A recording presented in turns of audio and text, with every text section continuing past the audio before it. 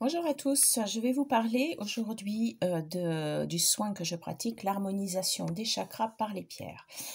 Alors déjà, dans un premier temps, pourquoi l'importance d'harmoniser ces chakras?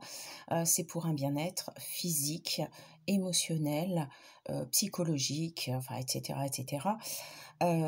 Certains chakras sont pas assez ouverts, par exemple, le chakra sacré, c'est au niveau des liquides du corps, par exemple, parce qu'il fait bien d'autres choses. Si vous avez, des infections urinaires à répétition, ça peut potentiellement régler le problème. Attention, ne pas oublier les médicaments, toujours. Et des chakras qui sont trop ouverts, et qui peuvent vous mettre également en disharmonie par rapport aux autres chakras. Voilà, ça peut apporter des choses physiques ou psychologiques qui peuvent vous faire, enfin pas vous faire du bien en tous les cas. Donc voilà, le travail que je fais auparavant, c'est un travail assez long, c'est un travail d'analyse important avant le soin physique. Donc, je regarde votre taux de vitalité, votre niveau vibratoire, je regarde les comportements du corps, donc on va plutôt parler de décotage du corps. Ça permet de savoir le rapport entre les émotions et les douleurs physiques ou morales.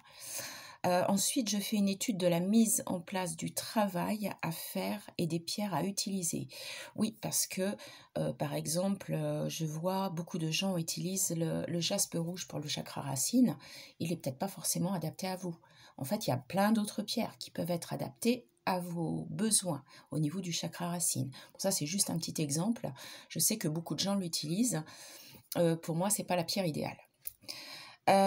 Ensuite, bon, quand je commence à travailler sur vous, je regarde au niveau des fuites énergétiques qui peuvent vous apporter de la fatigue ou des douleurs.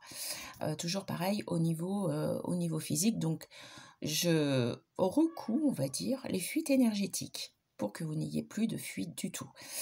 Je travaille ensuite sur les chakras du passé.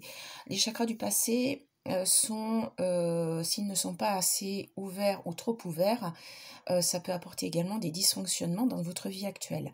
Ça vous permet également de tourner des pages du passé, même si certaines pages ne sont pas si évidentes à tourner. Je parle par exemple des deuils. Bon, ça permet quand même d'aller plus facilement vers une fermeture de porte pour en ouvrir une beaucoup plus sympathique derrière. Donc je travaille donc sur les chakras du passé, c'est très important. Ensuite, je travaille sur les chakras du présent, c'est-à-dire le maintenant et tout de suite. C'est aussi, comment dire? Un chakra, s'il est ouvert à 80%, ça vous emmène des problèmes physiques ou émotionnels. Et s'il est ouvert à 120%, ça peut emmener également d'autres soucis. Inversement, au pas assez ouvert. Du coup, quand vous avez un chakra ouvert à 100%, vous avez plus de chances d'être en bonne santé. Je répète encore une fois, attention, continuez les protocoles médicaux.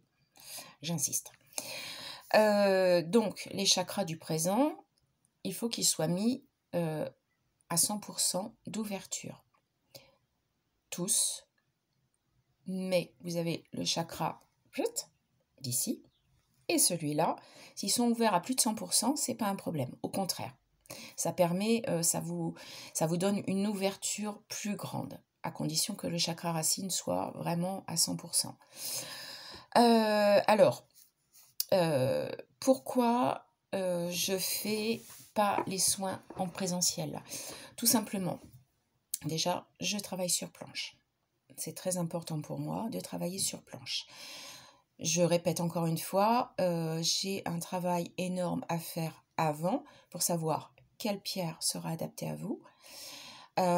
Et également sur planche parce que y a un procédé qui fait que les pierres sont posées au centimètre près.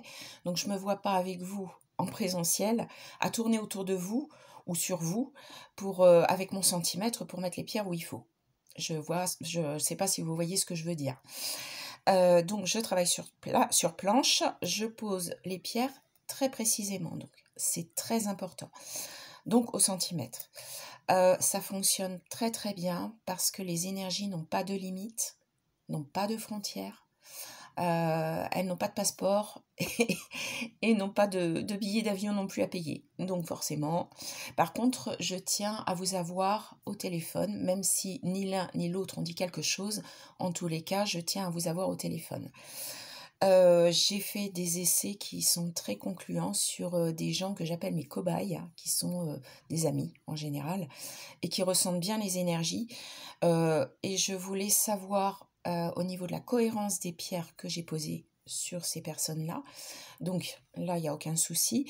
Et je voulais avoir le ressenti au moment présent où je changeais les pierres de place. Je voulais avoir le ressenti des personnes pendant le soin.